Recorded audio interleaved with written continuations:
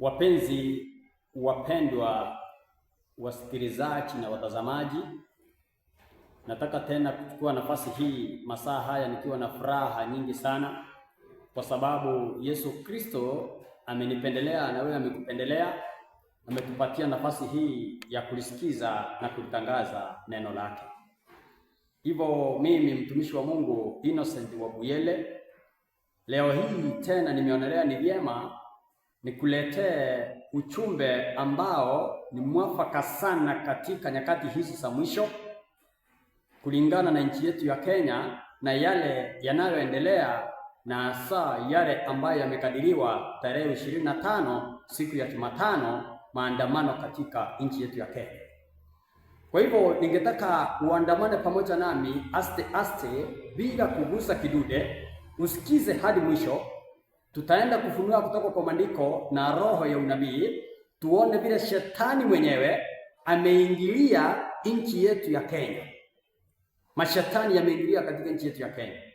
Kwa hivyo ujumbe wa siku ya leo ni ya kwamba mashetani wameikapa nchi ya Kenya.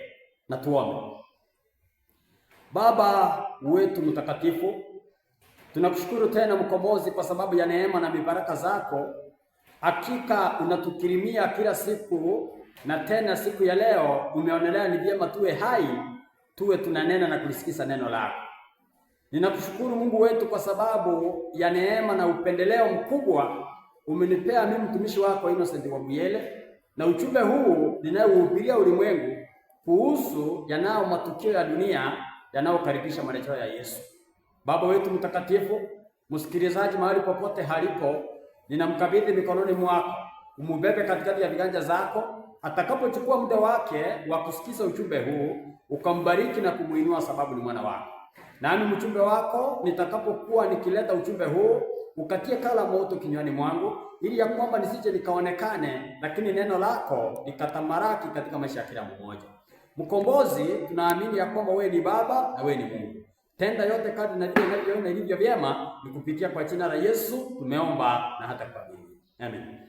Hivyo mpenzi mpendwa, kwa haraka ningetaka uandamane pamoja nami hadi kitabu tunaita ni waraka wa pili wa Timotheo. Hapo ndio tutaweka msingi wa somo letu la siku ya leo. Tuone ni jinsi gani Mungu anatuonya nyakati za mwisho vile zitakuwa. Kwa hivyo ni waraka wa pili wa Timotheo 3 mstari wake wa kwanza. The book of 2 Timothy chapter 3, as we read verses 1, the Bible says, "But understand this." Remember, when the Bible says that understand this, that is a very strong statement which needs to be so keen when you are going to listen to it.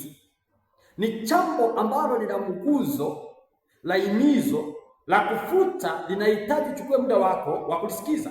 Naendelea kusema that in the last days there will come times of difficulty. Kwa hivyo maandiko yanatueleza lichue neno hili ya kwamba katika siku za mwisho sitakuwa ni siku za hatari. Hiyo ni onyo kutoka kwa maandiko na Yesu Kristo bila amesema. Sasa hizi siku za mwisho, mbona tunaonya jinsi hiyo? Na ni kwa nini? Ningetaka uandamane pamoja nami katika kitabu cha roho ya unabii, tukisoma kutoka kitabu tunaita Testimonies. Tunataka kuangalia volume 9 of the Testimonies, ili ya kwamba tunukuu maneno kutoka hapo yatuandae ni nini itakayoonekana siku na nyakati za mwisho. It is Testimonies for the Church, volume 9, chapter 1, and it says, paragraph 1, "We are living in the time of the end."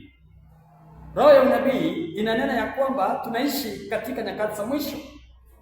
The first fulfilling signs of the times declares that the coming of Christ is near at hand.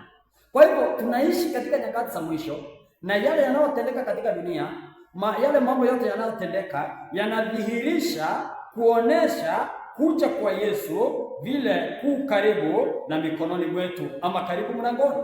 Inaendelea kusema the days in which we live are solemn and important. Kwa hivyo siku zile ambazo tunazoishi ni za hakika, na hakika ni za muhimu sana kwetu sisi tunaomwamini Yesu Kristo kama mkombozi wa maisha yetu. The Spirit of God is gradually but surely being withdrawn from the earth. Kwa hivyo Roho wa Mungu anaendelea kuondolewa ama kuondoka kwa dunia na kuiacha upwekwe. Na hii sasa ni jinsi gani inadhihirisha kwamba Roho wa Mungu ameondoa mkono wake? Plagues and the judgments are already falling upon the dispersers of the grace of God. Kwa hivyo hukumu unaendelea kutimia katika wale wanaotenda kinyume na neema ya Yesu Kristo. The calamities by land and sea. Kwa hivyo yale machafuko tunaona yanayotendeka katika nchi kavu na pale baharini, the unsettled state of society, yaani nchi yenye haistawi vizuri katika msimamo wake, inatingika kila wakati, kila mara. The alarms of war, unasikiza kwamba kuna mipangilio na sauti za vita are portentous. They forecast approaching events of the greatest magnitude. Kwa hivyo tunaendelea kujiandaa katika kuja kwa uzito mkubwa sana kuiangusha hii dunia. Naendelea kusema katika ukurasa wa 11, the second paragraph, that is Testimonies for the Church volume 1, ukurasa wa 11, second paragraph. Hiyo tumesoma katika ukurasa wa 11 paragraph 1.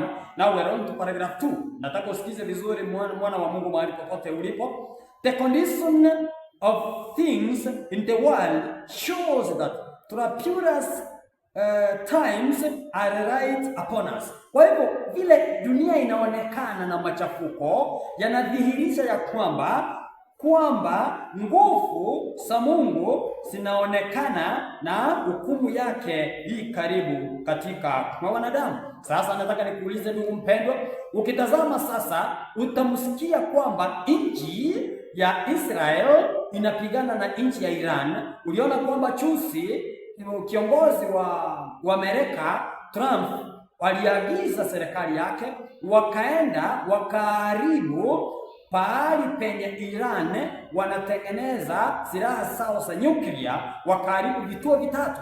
Hiyo sasa imesisimua nguvu za vita na watu wataendelea kusikiza. Ndio nataka uangalie, msikize vile Trump anaeleza kuhusu mambo haya na vile amefaulu katika hizo vita. Usiendelea kusikiza. Fox News alert, here's the president. A short time ago, the U.S. military carried out massive precision strikes on the 3 key nuclear facilities in the Iranian regime: Fordow, Natanz, and Esfahan. Everybody heard those names for years as they built this horribly destructive enterprise.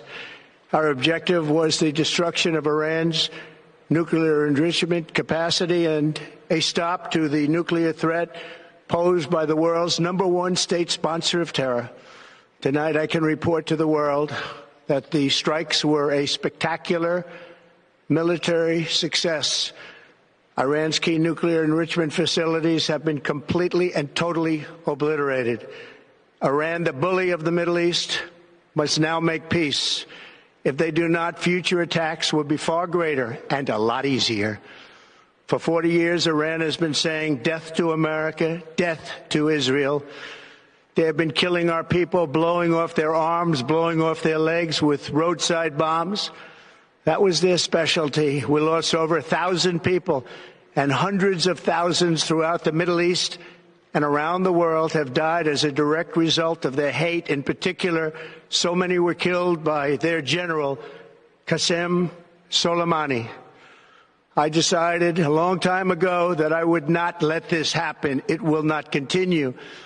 I want to thank and congratulate Prime Minister Bibi Netanyahu.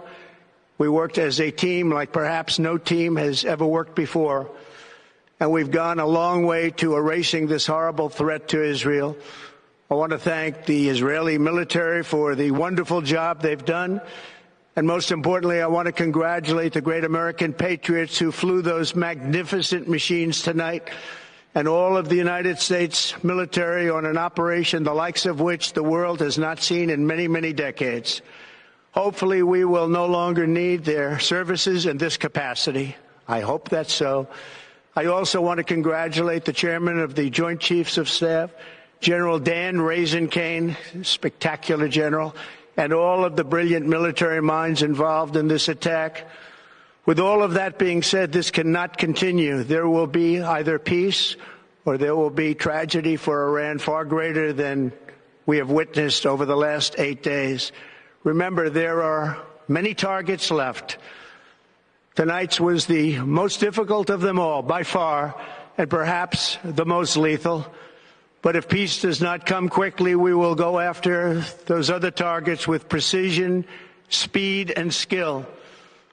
Most of them can be taken out in a matter of minutes. There's no military in the world that could have done what we did tonight, not even close. There has never been a military that could do what took place just a little while ago. Tomorrow, General Kane, Secretary of Defense, Pete Hegseth will have a press conference at 8 a.m. at the Pentagon. And I want to just thank everybody, and in particular, God. I want to just say we love you, God, and we love our great military. Protect them. God bless the Middle East. God bless Israel, and God bless America. Thank you very much. Thank you. I understand has been bombed by those U.S. B-2 bombers tonight. Also Isfahan, as well as Natanz. Natanz had another underground facility. Remember, before Fordo was built in 2006, Natanz had been the main enrichment site. It was also built underground. Israeli jets had been targeting it in the last week, but they had not been able to penetrate underground. So those U.S. B-2 bombers, which flew out of Whiteman Air Force Base in Missouri, they would have taken out that underground facility. Natanz is interesting. You'll remember, Brett, it was the site of the Stuxnet virus, the cyber attack on those centrifuges years ago. But again, it was back up and running. And what is surprising, I think, tonight is that the president announced that it was not one site, but 3 underground sites and sites inside Iran's nuclear program that were struck by the U.S. Air Force tonight. Yeah, and it is something. We'll go back to that Truth Social, and eventually, Control Room, if we can put it up there just so that everybody can see it on the screen. The fact that this, first of all, this announcement comes from Truth Social. This is a president who has put out a lot of announcements, big announcements through Truth Social, and this is the biggest of them, probably his biggest decision. The very successful attack on 3 nuclear sites, as you said, Fordo, Natanz, and Esfahan, getting very specific there. And the payload, he says a full payload of bombs dropped on the primary site, Fordo. That suggests, Jennifer, as we had been saying for many days, that they may have made several passes at Fordo, considering that the experts were saying that just one probably wouldn't have gotten to the heart. Congratulations, President Trump. Your bold decision to target Iran's nuclear facilities with the awesome and righteous might of the United States will change history. In Operation Rising Lion, Israel has done truly amazing things. But in tonight's action against Iran's nuclear facilities, America has been truly unsurpassed. It has done what no other country on earth could do. History will record that President Trump acted to deny the world's most dangerous regime the world's most dangerous weapons. His leadership today has created a pivot of history that can help lead the Middle East and beyond to a future of prosperity and peace. President Trump and I often say, peace through strength. First comes strength, then comes peace. And tonight, President Trump and the United States acted with a lot of strength. President Trump, I thank you. The people of Israel thank you. The forces of civilization thank you. God bless America. God bless Israel. And may God bless our unshakable alliance, our unbreakable faith.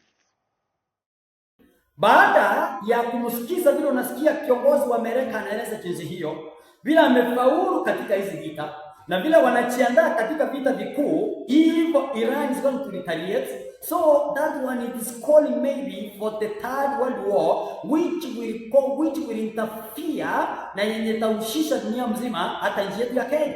Kwa sababu sasa Iran na Iraq wakipigana, Iran na Israeli wakipigana, ni kumaanisha ya kwamba mafuta haitapatikana, na mafuta ndio uti wa mgongo katika uchumi wa kila nchi, hasa katika uchumi wa Kenya. Mafuta ikiongezeka, kumaanisha kila kitu itaongezeka na maisha yatakuwa magumu, vile tulisoma katika kile kitabu cha Timotheo kwamba nyakati zitakuwa ni ngumu. Roho wa Mungu anaendelea kusema katika kitabu hicho, Testimonies for the Church volume 9 page 11 paragraph 2, the second sentence inasema, the daily papers are full of indications of a terrible conflict in the near future. Cold robberies are of frequent occurrences. Strikes are common. Thefts and murders are committed on every hand. Kwa hivyo ukiangalia katika uchumi kuna ufisadi wa kila aina.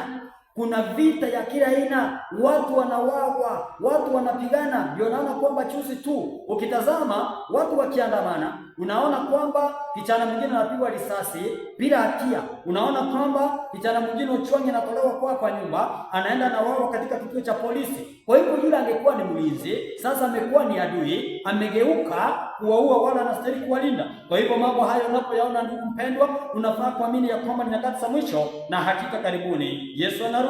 Tunaendelea kusema the other sentence. Men who are doing all this, ni akina nani sasa wanatekeleza maneno haya? Sio kwamba ni ng'ombe ama wanyama. Sikiza mwenye anatekeleza maneno haya.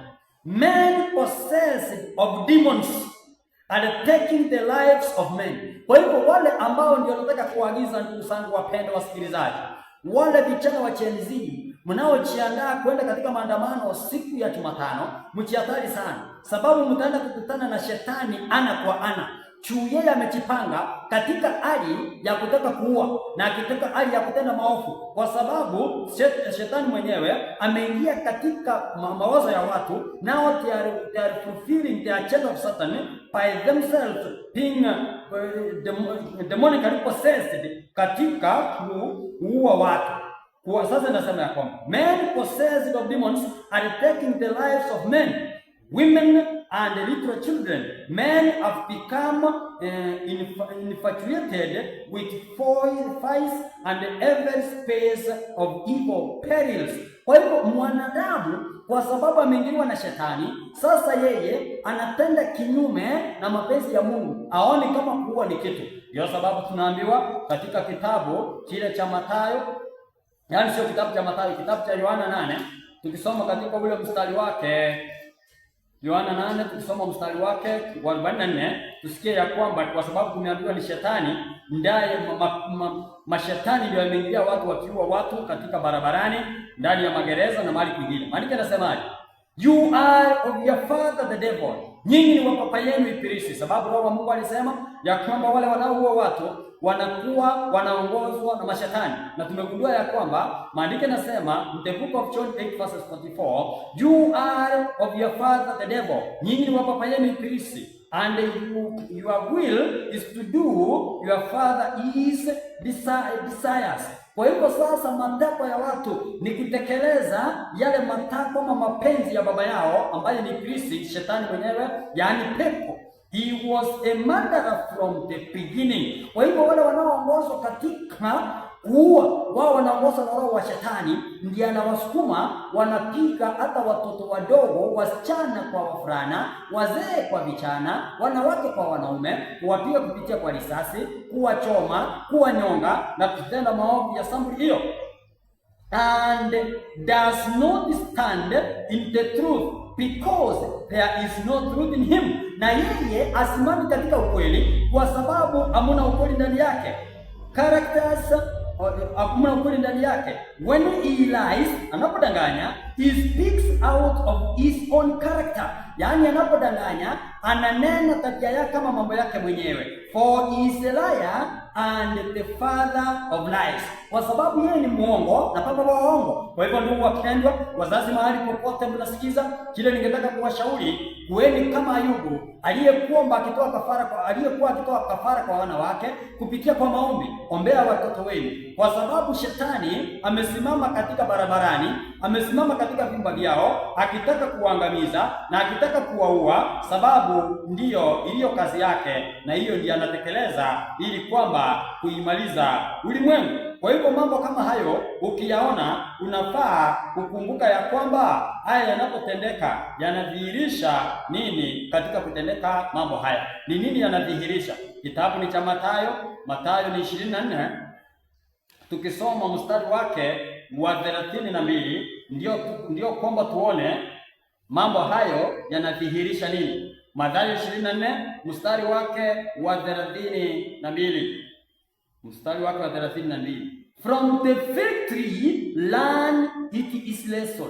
Kwa hivyo kupitia kwa mti jifunze mambo haya. As soon as its branches become tender and puts out its leaves, you know that the summer is near. Kwa hivyo ukiona, jifunze kutoka mti wa mkuyu. Ukiona matawi yake yameanza kunyauka, ujue kwamba na yakianza kutoka kule gharika hii karibu. Kwa hivyo ukiona maneno kama haya yakitendeka, usicho ukawe na shaka. Undueni ya kwamba tukiyaona haya kurejea kwa Yesu ku karibu mlangoni. Ndio maandiko yanaendelea kutuambia katika Mathayo hiyo 24:32, tukisoma katika fungu 33 inasemaje? So also when you see all these things, you know that he is near at the very gates. Kwa hivyo unapoona maneno haya yote, ujue kwamba kuja kwa Yesu yu karibu mlangoni. Kwa hivyo akiwa karibu mlangoni, amepakisha hatua moja tu ndiye ingie ndani ya nyumba. Sasa hii mashetani ikiwa imeingilia Kenya, ni jinsi gani imeingilia Kenya mashetani? Ningetaka mpenzi mpendwa, tuandamane pamoja na wewe ukiona vile shetani ameingia katika nchi ya Kenya. Kuna nataka umsikize. Angalia katika mji ya sehemu ya magharibi Uluyani. Ukisikiza hapo nyuma, uliona ya kwamba kuna wakati mtu alitokea anaitwa Jehova Wanyonyi akisema yeye ndiye Mungu. Na huyu Jehova Wanyonyi, nataka uchukue muda sasa ndugu mpendwa, umsikize vile anaongea Jehova Wanyonyi, ndio baadaye niingie katika maandiko nikwambie Jehova Wanyonyi ni nani. Msikize bila kukoma. Jumamosi yenye hewa shwari na upepo mwanana unaopunga hapa Chemororoch, kaunti ya Uasin Gishu. Akaribishwa na wazee hao kwenye makao rasmi ya Jehova Wanyonyi, jamaa maarufu miongoni mwa wakazi wa maeneo haya. Hapa ndipo ibada hufanyika, huku waumini wakimsujudia Mungu wao almaarufu Jehova Wanyonyi.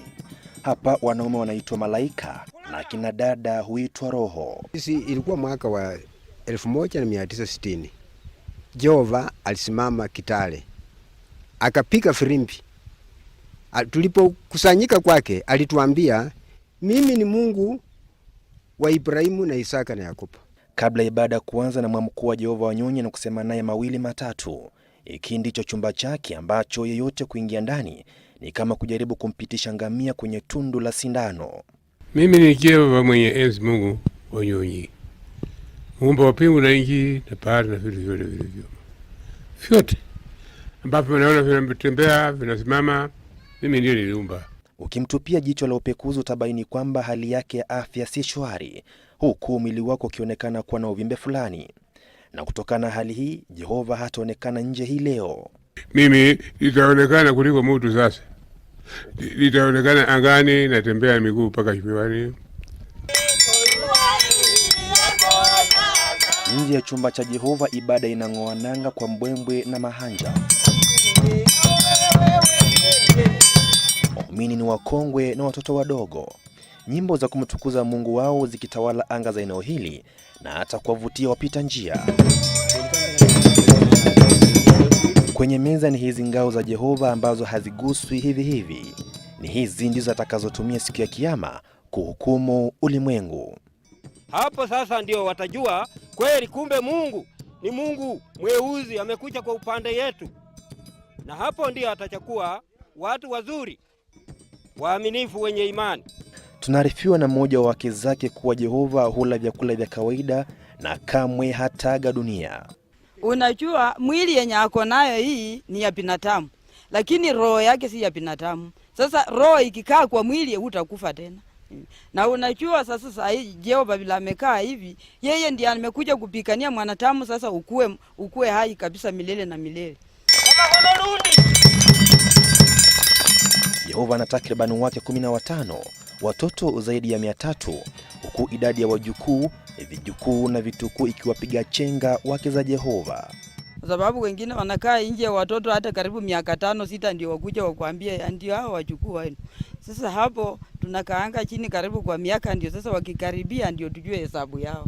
Ni jukumu la wake zake ambao wanaitwa roho kuhakikisha kwamba Jehova ameoga, amekula na amevishwa barabara. Mwili ya mtu, mwili ya mnyama, mimi ndiye nazungumza ndani yake. Ibada hukamilika kwa gwaride hili la kumshukuru Jehova Wanyonyi kwa baraka alizowapa wafuasi wake. Wanapotamatisha ibada yao, The Lost Israelites kama wanavyojiita waumini hawa, wanatuacha na swali moja: jinsi gani Wanyonyi ameweza kuwarai na kuwafanya waumini wake wamwamini kuwa ndiye Mungu? Jehova Wanyonyi mengi amesema mabaya na mazuri kumuhusu, lakini yeye anasema anasalia kuwa Mungu wa binadamu wote dunia nzima. Na kwake siku ya kiyama inapokuja atachuja walio wazuri na wasio wazuri. Anauliza, je, utakuwa wapi?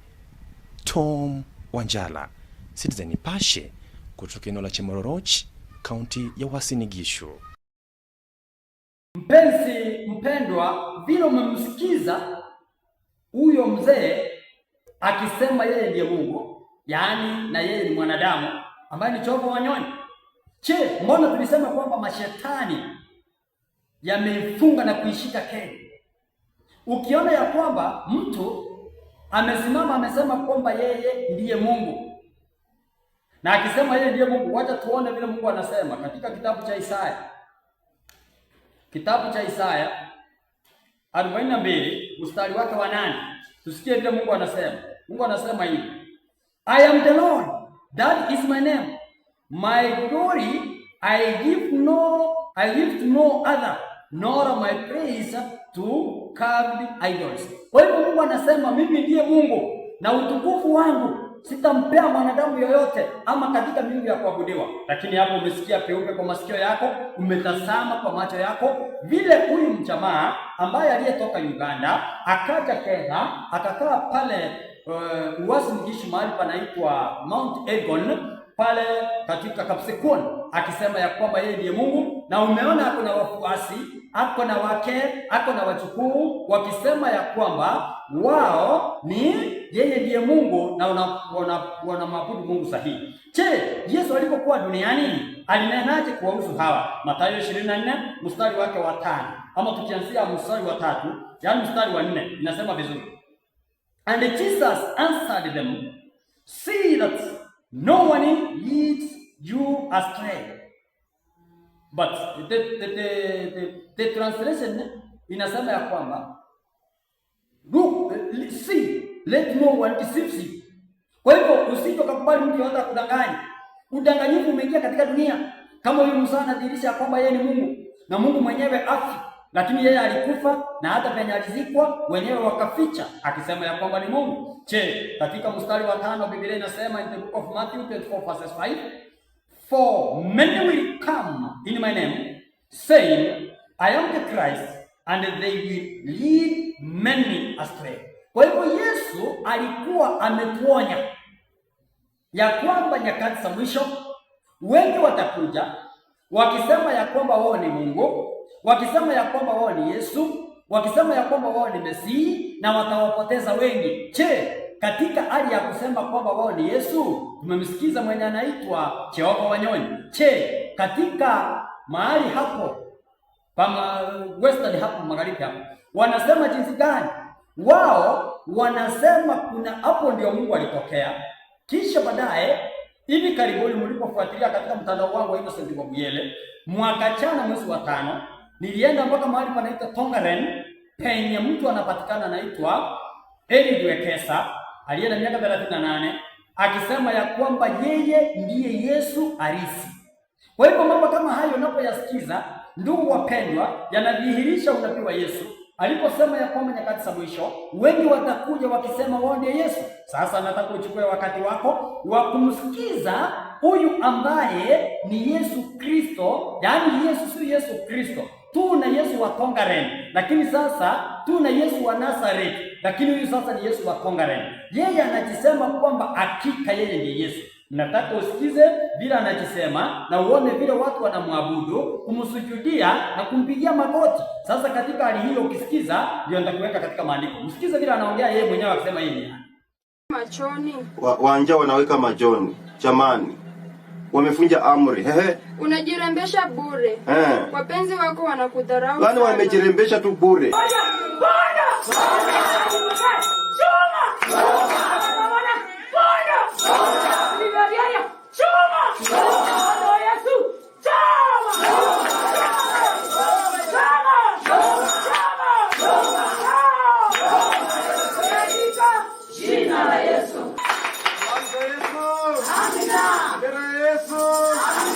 Pokea sifa, heshima na utukufu katika kiti chako cha enzi, juu mbinguni na hapo duniani, milele na milele. Amina.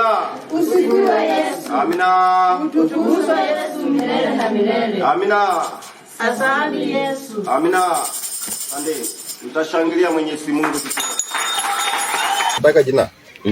Jina mimi ni Yesu. Kese, unaongea leo na Yesu. Na umemuona na uishi uone maajabu. Watu watakuuliza siku moja hivi, Kese, ulijuaje? Ndiposa ukakutana na Yesu, tulikuona kwa mtandao. Wewe pia ni mbarikiwa, ulishinda manabii wa Kenya hawakukundua. Ukashinda na mapastors. Mtara moja ameunda machi ikawa chai. Wakakunywa, wakafurahi, wakaruka mpaka ingine ikapaki. Hata ingine wakapepanga ukienda na, lakini hivi ishi. Mimi ni mwana niliyepatika nabii Benjamin kulingana na ile china katika maandiko matakatifu. Na yani maajabu ya Mungu ambaye amenitendea mimi katika maisha yangu. Na kuishi na Yesu ilikuwa ni mpango wa Baba Mungu.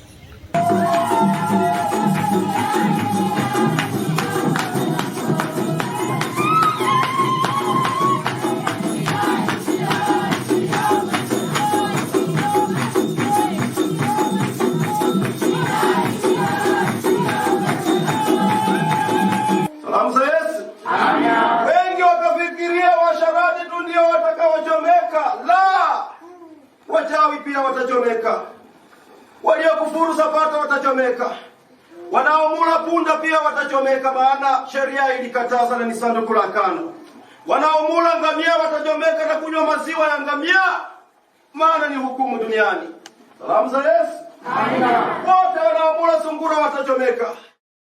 Nafikiria ndugu mpendwa msikilizaji, mwana wa Mungu, umemsikiza bila anatangaza peupe ya kwamba mnayemuona jina langu ni Yesu, mimi ndiye Yesu.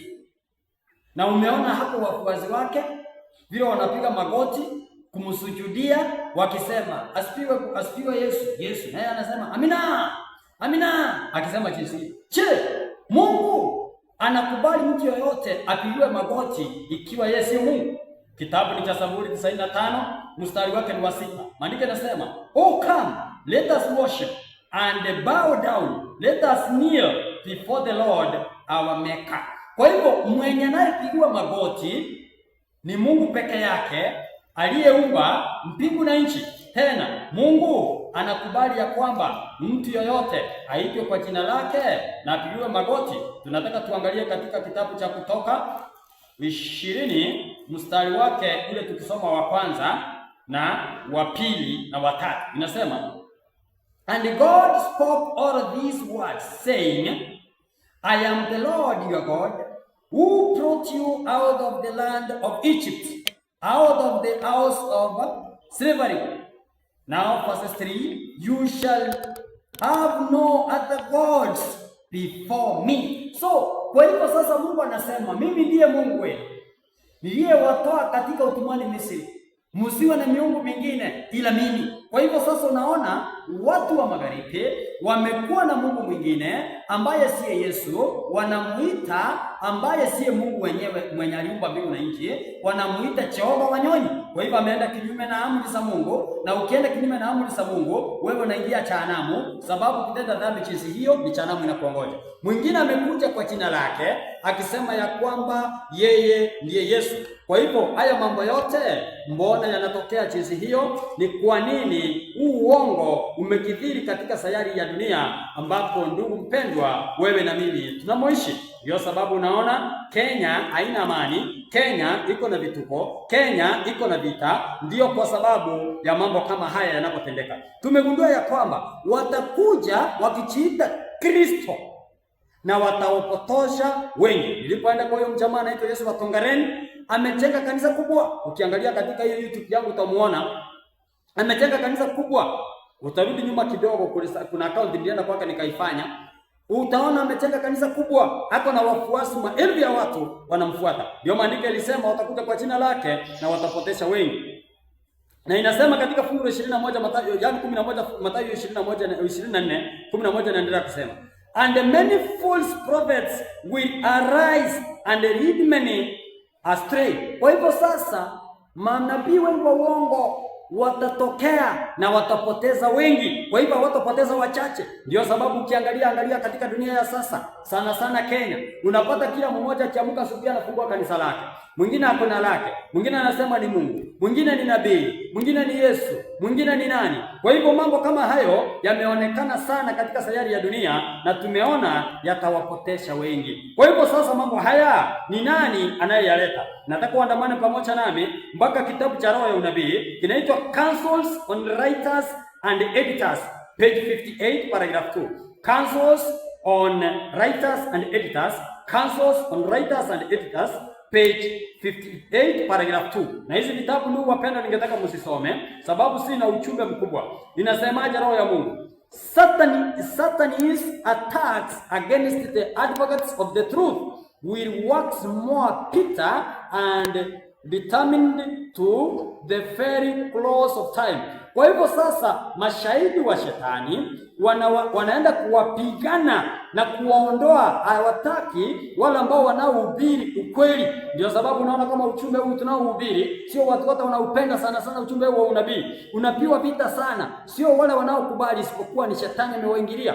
Kwa sababu kama sasa ukifundisha uambie watu ya kwamba kama somo la utatu alimo katika maandiko, unagundua ya kwamba watu wanaanza kupigwa vita kwa sababu hiyo. Kwa hivyo kuna vituko vingi vimeingia katika kanisa la Bwana kwa sababu watu wako na mizimu ya kusukuma na shetani, na hiyo mambo ndio imekuja. Na inaendelea kusema, as in Christ's day the chief priests and the rulers stirred up the people against him. Kwa hivyo tunaona ya kwamba wale ambao ni wakuu wa nchi wanaoongoza watu wamepandwa na mori, hawataki kuambiwa ukweli. Ndio sababu unaona mauaji inaendelea. So today the righteous leaders will excite bitterness and prejudice against the truth.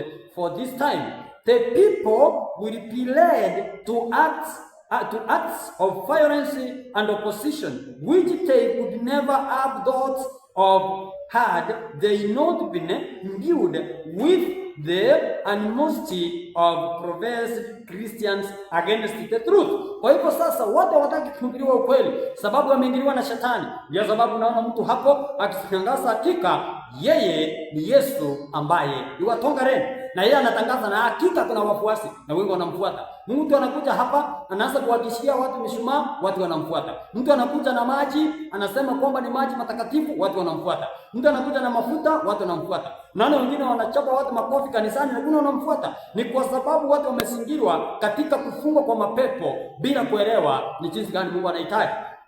Na Yesu amesema ya kwamba wasambulio watakuja na watawapoteza wengi. Sasa hawa manabii kama hao Yesu anawasemaje? Kitabu ni cha Mathayo 24 mstari wake wa 24. Mungu anasema watafanya nini?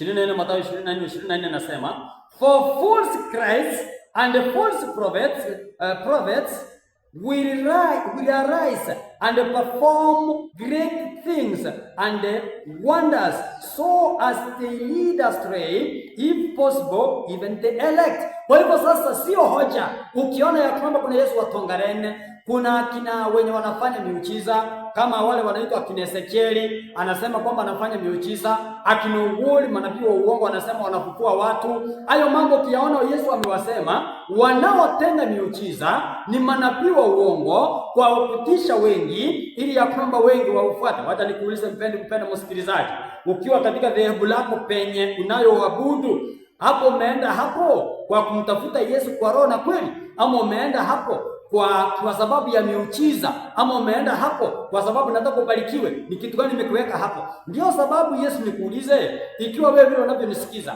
mpendo wako unaompenda awe ya kwamba amekufa, nami mtumishi wa Mungu Innocent wa Buyele Niche nimguse kwa kichwa niseme, ndugu ama dada, fufuka na nifungue kanisa hapo, ili kwamba nianze kuhubiri. Utaenda katika hilo kanisa lako? Hapana, utakuja katika kanisa langu kwa sababu umeona miujiza. Na Yesu ni muujiza gani ambayo mbingu inaidhinisha ya kwamba huo ndio muujiza wa kweli na unaofurahisha mbinguni? Kitabu ni Luka 15, tukisoma katika mstari wake ule wa 7 na mstari wa 10, tuone ni muujiza gani mbingu inaidhinisha na ikisema ndio muujiza wa kweli. Inasema ya kwamba, just so I tell you, there will be more joy in heaven over one sinner who repents than over 99 righteous persons who need no repentance. Kwa hivyo mbingu inafurahi wakati roho moja ilikuwa ndani ya dhambi imemkubali Yesu Kristo.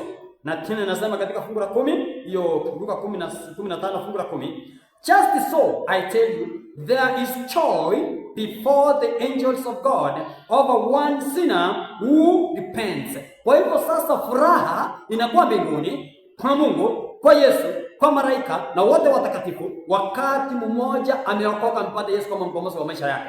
Sio wakati kiwete amepona na ametembea, sio wakati maji amefufuka. Hiyo ni miujiza tu, sababu nimeona watu wengi wametoka katika hali ya kukufa. Ikiwa alikuwa ni mwizi, anaendelea kuwa mwizi tena zaidi kuliko vile alikuwa. Ikiwa alikuwa ni mlevi, anaendelea kuwa mlevi chakali kuliko. Akiwa katika dhambi yake alikuwa anaipenda, anaendelea zaidi kuliko vile alikuwa na jinsi hiyo. Kwa hivyo sasa miujiza ya kimaumbile sio miujiza ya kiroho. Miujiza nayo itatika ni miujiza ya kiroho wakati mtu anaokoka kikweli, akisema hakika Yesu ni Bwana, anaenda mbinguni. Ndio sababu naona sasa nataka kuangalie mbele.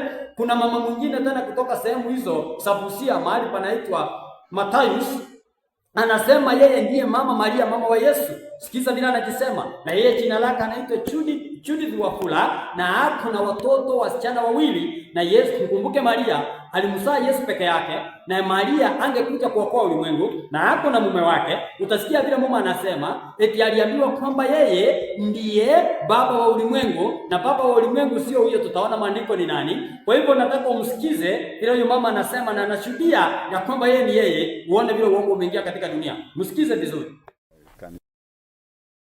So that pia ambia kwa wananchi wa Kenya kitu. Okay.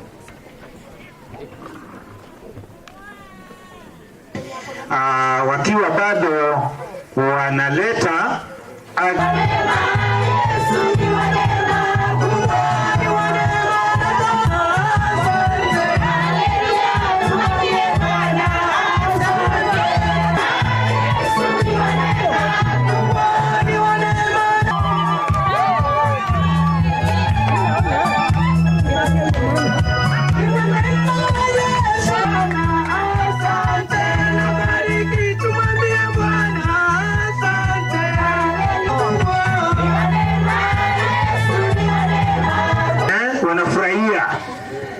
ya asante.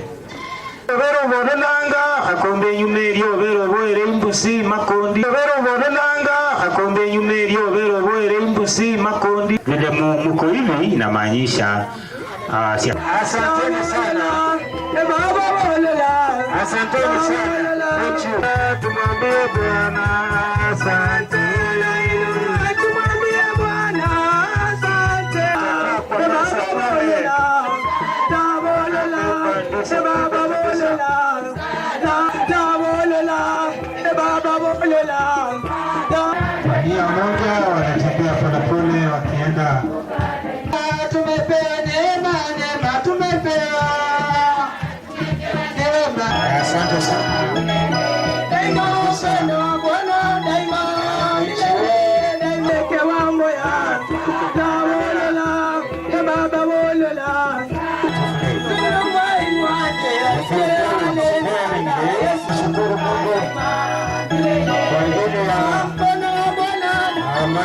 hiyo story yenye nataka na yangu tofauti.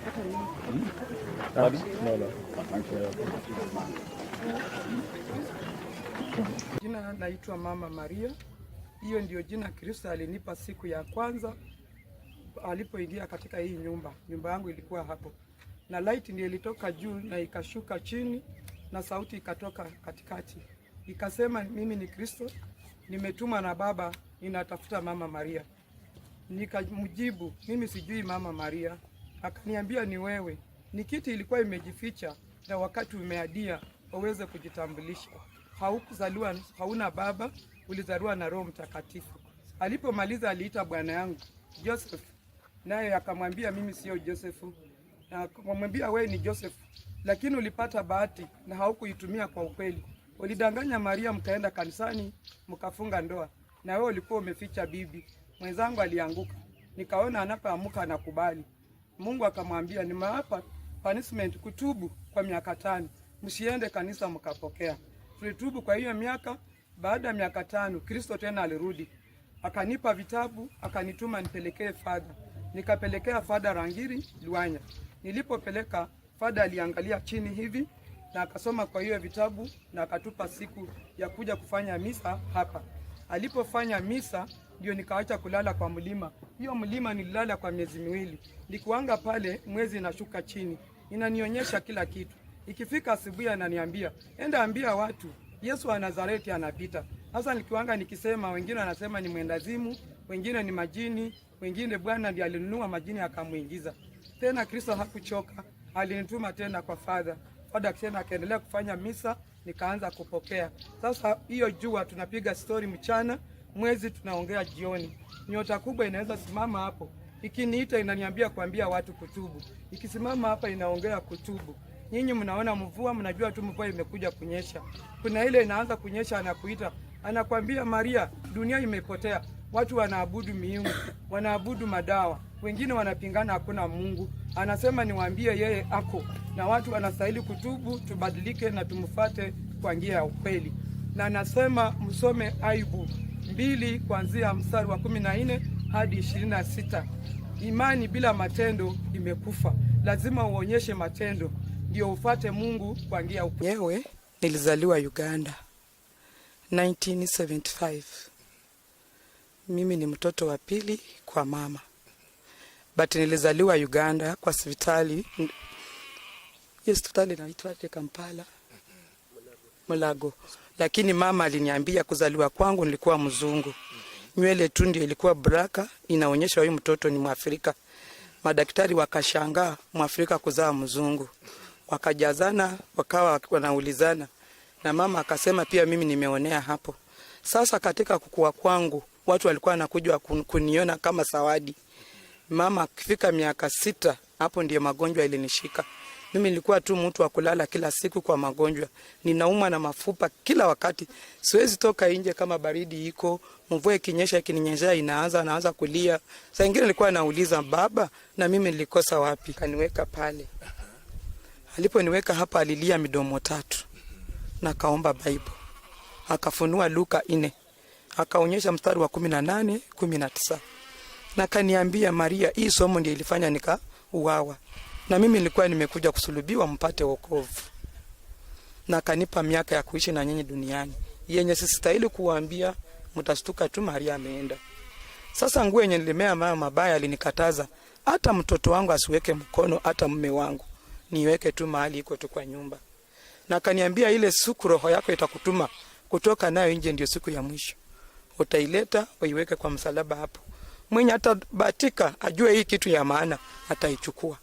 Ati ulianza kupata hayo maono? Mimi nilikuwa Mkatoliki tu, nilikuwa tunaenda kanisani. Mtu kawaida. But nilikuwa napenda kusema mwana wa Mungu.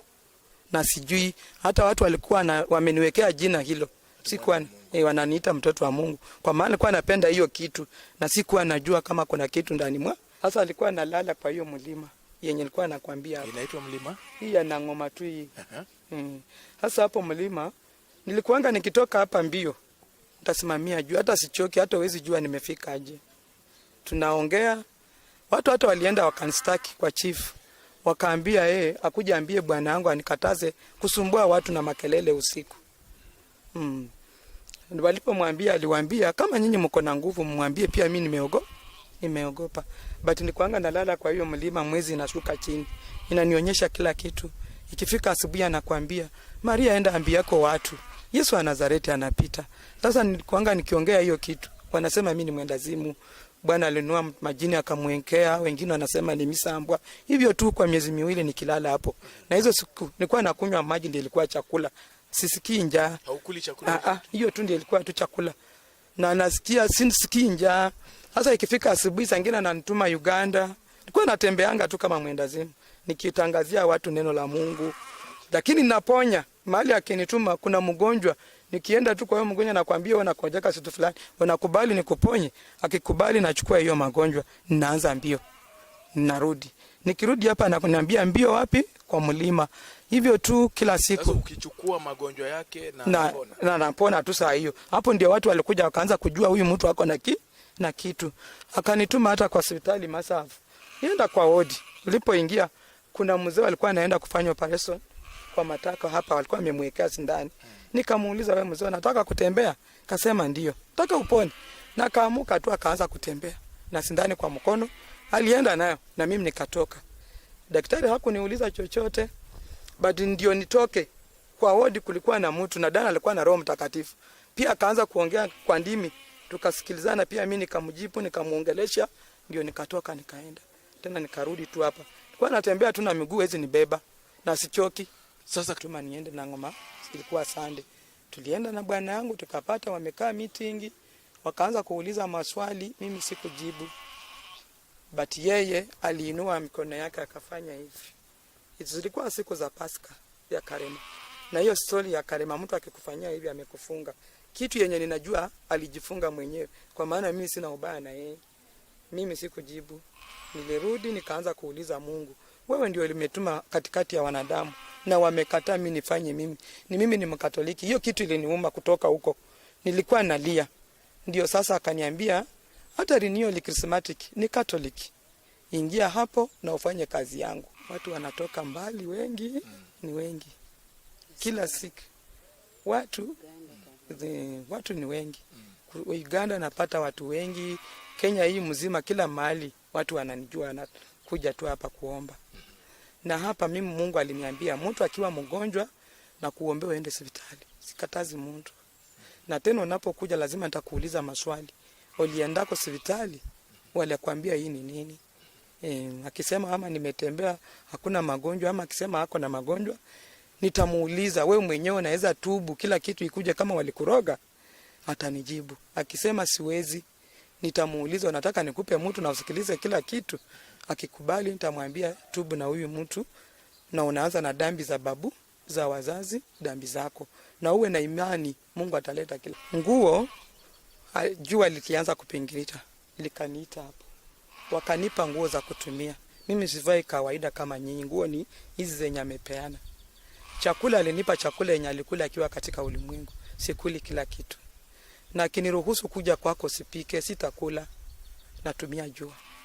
Hata watumishi nikienda nao safari hawakuli.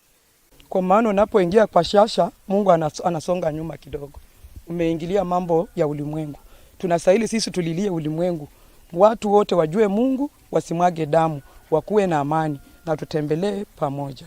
Na tunapotubu, hizo vifurugano zote zitaondoka. Anaenda kutuokoa mwenyewe.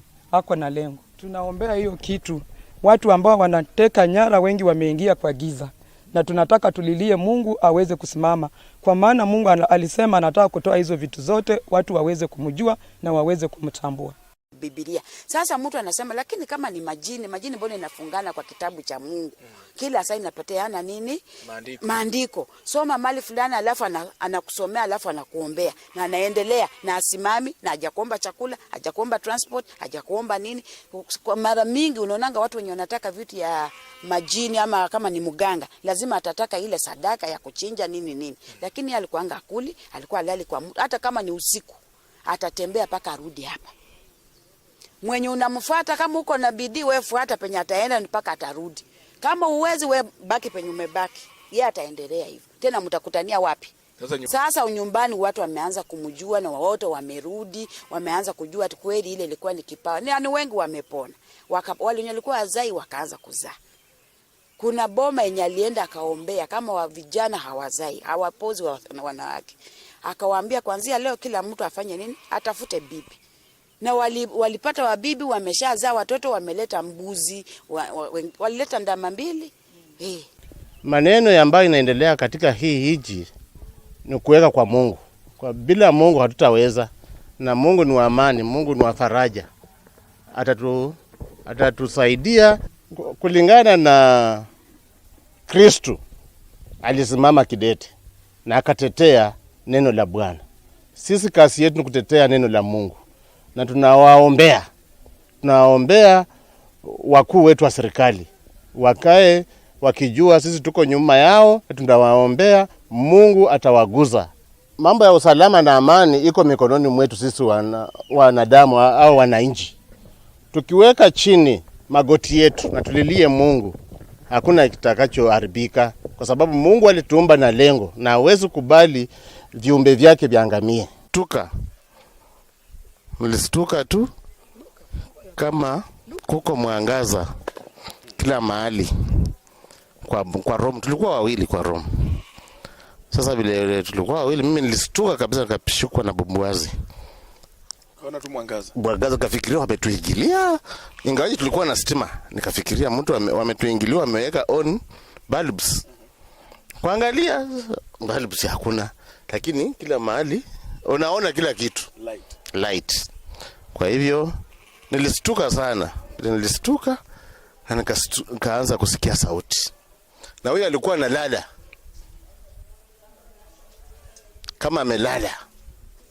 Sasa sauti ikaanza kutoka, nikaona anaamuka. Akaamuka kwa sababu alikuwa anaita Maria mdomo 3. Ndiye akaamuka. Akauliza ni nani Maria? Na ile sauti kamjibu. Kwa hivyo, na hiyo sauti wewe pia unasikiza? Mimi nilisikia. Tulikuwa wawili. Mimi nilikuwa nasikia. Tulikuwa wawili kwa room. Sasa nikastuka. Kutoka saa hiyo mimi nikastuka sana, wakamwambia yeye ni Maria, na baada ya kumuongelesha tena wakarudi kwangu wakaniambia mimi ni Joseph. Pia mimi sikukubali, nikamuuliza Joseph imekujaje? Kwa sababu mimi naitwa John Ibrahim Wegulo. Hiyo ndio ilikuwa majina yangu. John ilikuwa baptism, Ibrahim confirmation, alafu Abwire yangu ya nyumbani, alafu Wegulo. Wakaniambia wewe saa hii ni Joseph, wewe ni baba wa ulimwengu, na nitaleta hapa watu na walee. Usitupe mtu yeyote ambaye anakuja hapa kwa usaidizi. Na usifungie mtu mlango. Sasa mimi nikastuka. Nilistuka, sikujibu hiyo. Tena akarudia mama, akamwambia wewe ni Maria, wewe ni mama wa kila mtu. Wazimu, nani akikuja, atakuja mikononi mwako. Na kutoka hiyo usiku tu akatoka. Akatolewa nje ya bedroom, akakuja kwa sitting room, na akaanzia hapa maisha. Hakuwahi lala tena kwa hiyo bedroom. Sasa akaanza maisha yake kwa sitting room. Tunakula, tunaongea nini kwa sitting room. Na Mungu huyu ni wa maajabu. Sijui watu nao walijuaje ati maombi huyu inaendelea hapa. Mimi nilikuwa nasikia tu watu wanakuja. Watu wanakuja tu kuombewa. Lakini haikuchukua muda. Watu wakaanza tu kukuja. Na wakamjoin. Alikuwa na kundi. Tulikuwa na kundi, alikuwa anazunguka nalo. Saa zingine hata usiku. Ikianza hata usiku alikuwa anazunguka kwa hizo maboma zote, wanaita huyu wazimu sijui nani. Wengine walikuwa wanamkubalia, wanapiga magoti na waombea. Wengine wanasema wanamlaani. Hii ni mapepo. Toka hapa, toka kwa boma yangu, wanamkemea. So na vile huwa naangalia katika hii kijiji. Mahali penye alienda wakamkemea. Hakuko kuzuri mpaka. Ndugu mpendwa, kwa masikio yako na kwa mtazamo wako umemsikiza huyo mama na umesikiza wafuasi wake na umesikiza hata mume wake, bila anasema kwamba yeye ndiye mama wa Yesu, yeye ndiye Maria mama wa Yesu. Na ukitafuta katika Biblia mzima hamuna mahali utakutana ya kwamba kuna wakati mama wa Yesu atarudi tena akuje kuonekana katika dunia. Mwenye ambaye atakayerudi kulingana na maandiko ni mwanaye ambaye ni Yesu Kristo, lakini sio mama yake. Mama yake ana sehemu katika kuokoa wanadamu, ana sehemu hata kidogo. Na yoyote anayemdhamini mama Maria, mpendo umepotea toka mapema.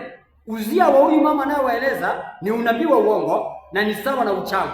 Nataka kupanga safari ili kwamba nataka kuchua kwake, nitaenda huko nimuoji kama vile nilienda kwa Yesu wa Tongareni, nimchue ili ya kwamba anieleze yeye ni jinsi gani ni mama wa Yesu, kwa sababu mama wa Yesu alikuwa ni Maria aliyetembelewa na Roho Mtakatifu akiwa katikati ya miaka 14 mpaka miaka 16 alipochukua mimba ya Yesu, na alikuwa yeye si was a virgin. Lakini huyu mama ambaye anaitwa Judith Wafula anasema yeye ni mama wa Yesu, ako na watoto wawili na ako na mume. Na huyu sasa Maria, yeye hakufanya mapenzi na mtu hata siku moja. Je, atakuja kutueleza yeye ni mama wa Yesu namna gani? Huo unakuwa ni uongo wa namna hiyo. Je, Yesu alipokufa mama yake alienda wapi? Kitabu ni Yohana 19, tukianza mstari wake ule wa 26, tuone Yesu akifa msalabani. Huyu mama yake anasema alienda wapi? Maandiko yanasemaje? Yohana, nimesema Yohana, macho yangu yone vizuri. Ndio nimepata. Yohana 19:26 nasema, when Jesus saw his mother and the disciples whom he loved standing nearby, he said to his mother, "Woman, behold your son." Woman, behold your son. He said to his mother, "Woman, behold your son." Then he said to the disciples, "Behold your mother."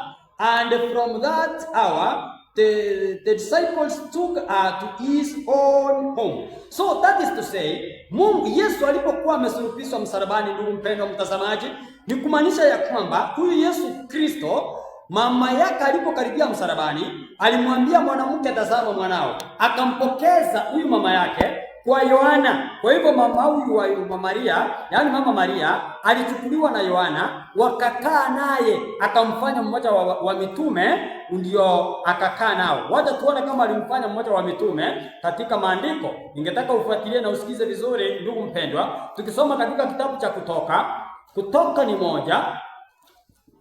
ni moja, ukianza mstari wake ule wa 10, lakini pointi yangu katika mstari wa 14. Nataka kusomea mstari wa 10 upate msingi wake. And while they were gazing into heavens as he went, behold, two men stood by them in white robes. Hapa sasa ni mitume walikuwa wanamtazama Yesu Kristo akipaa kwenda mbinguni. Sasa wanaume wawili wakaja wakiwa na nguo nyeupe, wakawaambia, mbona mnamtazamia mmoja aliyeenda? Jinsi ameenda atarudi. Kwa hivyo Yesu akaenda mbinguni. Sasa alipoenda mbinguni, mama yake alipaki wapi? Tuone kama alipaki wapi. Maandiko yanasema katika kitabu hicho cha Kutoka, Matendo ya Mitume, yaani kitabu cha Matendo ya Mitume, sio Kutoka. Matendo ya Mitume 1, hiyo tumesoma fungu la 10 na 11. Sasa nataka kuangalia pointi yangu katika fungu la 14. Inasemaje? All of these with one accord were devoting themselves to pray together with the woman and Mary the mother of Jesus and his brothers. Kwa hivyo Yesu alipoenda mbinguni, alimwacha kwa mitume na mandugu zake na mama yake wakiwa Yerusalemu wakiongojea Roho Mtakatifu. Kwa hivyo tunapo sasa kusema kwamba Maria ndiye anayekuokoa, ndugu yangu mpendwa, imepotea, na hakika unafaa ukimbie mapema, kwa sababu hiyo ni misimu ya shetani. Kwa nini? Ni nani anayeokoa tukitenda dhambi? Ni mama Maria ama ni nani? Maandiko yanasemaje? Katika waraka wa kwanza wa Yohana 2 mstari wake wa kwanza. Waraka wa kwanza wa Yohana 2 mstari wa kwanza, maandiko yanasema, "My little children, I am writing these things to you so that you may not sin. Kwa hivyo wanangu wadogo nawaandikia haya ili ya kwamba msitende dhambi. Lakini nasema but if anyone does sin, lakini ikiwa mmoja wenu akitenda dhambi, we have an advocate with the Father, Jesus Christ the righteousness. Kwa hivyo ikiwa tumetenda dhambi, kuna wakili wetu, kwani wetu kwa Baba, ambaye tunatubu kupitia kwake, naye tunapata ukombozi. Wengine wanasema ya kwamba wanaenda kwa Mama Maria ili ya kwamba awaunganishe kwenda kwa Baba. Waje tuone ya kwamba anayeunganisha watu kwenda kwa Baba ni Mama Maria ama ni nani? Waraka wa kwanza wa Timotheo 2 mstari wake ule wa 5. Tuone kiunganisho cha mwanadamu na Mungu ni nani? Ni mama yake ama ni nani? Ama ni Yesu? For there is one God. Kwa sababu kuna Mungu mmoja. And there is one mediator. Na kuna mpatanishi mmoja between God and man, katikati ya Mungu na mwanadamu, the man Christ Jesus. Hivyo ndugu mpendwa, anayetuunganisha pamoja na Mungu, anayetushikanisha pamoja na Mungu ni Yesu Kristo, sio mama yake. Hiyo mambo ya kusema mama yake ni uongo, hakika mchana, na hakuna mahali popote Mama Maria yeye atakuwa anaokoa watu, isipokuwa yeye alitumiwa kama chombo tu ya kumzaa Yesu Kristo, na yumo makaburini akiongoja urejeo wa Yesu mara ya pili, aende mbinguni ama aende siku ya kiyama. Ni nani atakayesamehe watu dhambi? Ni Mama Maria ama ni Yesu? Maandiko yanasema katika Mathayo 1:21, she will bear a son, na atamzaa mtoto mfulana, and you shall call him name Jesus, for he will save his people from their sins. Kwa hivyo anayetuokoa ndugu wetu wapendwa ni Yesu Kristo, sio Mama Maria. Wanaposema kama huyo sasa mama umesikia ameeleza ya kwamba mama wa Yesu alimuonekania, hayo ni mapepo. Ni nani anatenda maneno haya? Nataka tuangalie katika kitabu tunaita Last Day Events. Last Day Events, page 24, paragraph 2. Maandiko Roho wa Mungu anasemaje? The last scene of this earth is history. War will rage, there will be pestilence, plagues, and famines. The waters of the deep will overflow their boundaries probably, and life will be destroyed by fire and blood. We should be preparing for the mansions that Christ has gone to prepare for them that love him. Maranatha. Kwa hivyo sasa kila ambacho tunafaa kupigania hawa wenye wanakuja jinsi hii ni kudhihirisha ya kwamba kurejea kwa Yesu ku karibu. Na tena hapo katika sehemu za magharibi kuna mwingine anasema ya kwamba yeye ndiye Yohana aliyekuja, na hakika Yesu ndiye aliyempatiza. Ameandika constitution yake na Biblia yake, anasema watu wafuate, lakini hako na wanawake zaidi ya 40 na watoto wengi sana. Na tukioje, ukiangalia Yohana yeye alipokuwa hapa duniani hakukuwa na mke na hakuoa, na maandiko yanasema ya kwamba mtu yoyote aliye na mwanamke zaidi ya mmoja ni matukisho na ni dhambi. Na huyu sasa anasema ya kwamba hako na wanawake zaidi ya 40 na akisema yeye ndiye Yohana. Utamsikiza hapo, sikia vile anasema. Ningetaka msikize ndugu mpendwa, usikie uzia wake.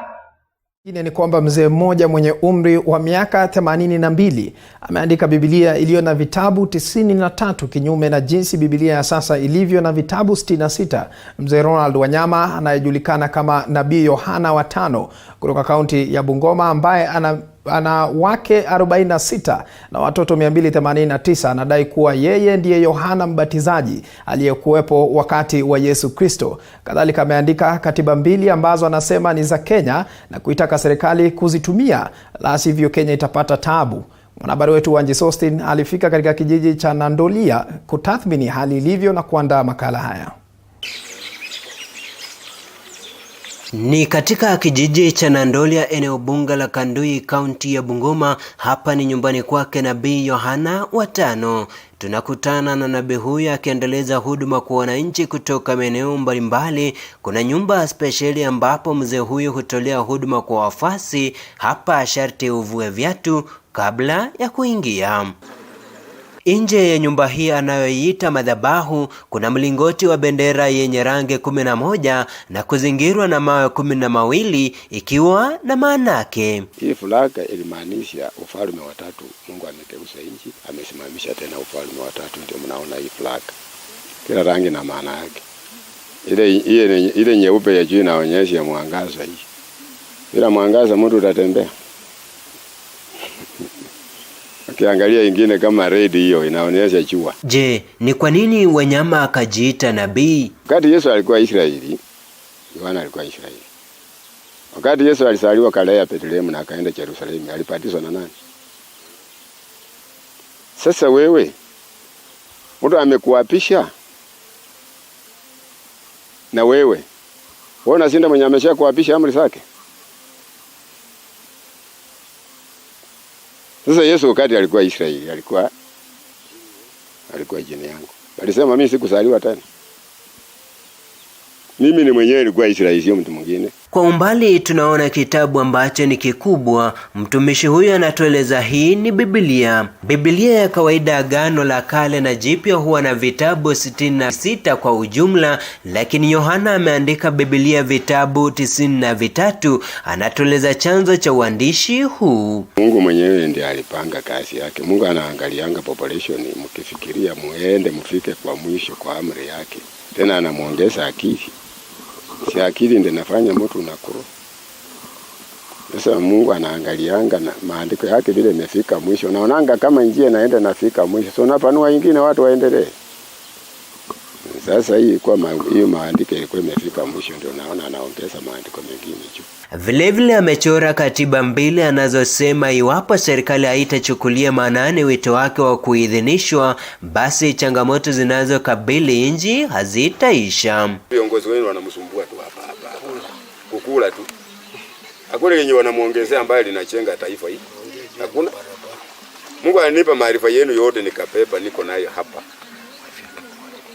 Mimi ni mwalimu wa kila jambo yote, kila subject. Watu wa tabaka mbalimbali wamekuwa wakimiminika hapa nyumbani kwake kutafuta uponyaji, swala ambalo majirani wanataja kuwa wameshuhudia hilo. Karibu miaka 13 nilikuwa mwendazimu. Alafu kutoka kwa wendazimu wangu nikakwanza sasa naanza kufurafura mwili tu kila ukiniangalia mitomo unafikiria nyuki imeniuma. Kuna wengi wanapoingia pale huwa wanakuwa kwa hali mbaya, lakini wanapoendelea kuingia na kutoka huwa wanabadilika. Nimekuona huyu mzee kwa ukweli anaponya. Wengi wamekuja hapa wakiwa wamerukwa vichwa, hata wengi wanakimbia wanakuja huku kwangu, lakini wakimshika wampeleke pale utaona ametulia na amepoa. Wake wa nabii huyu huitwa Malikia. Kati ya 46 wanne wameaga dunia, akisalia na 42, mke mchanga akiwa na miaka 23, na licha ya umri wake wa miaka 82 anasema bado anapania kuongeza wengine. Bibi wa mwisho ana miaka 23. Nilimuoa last year.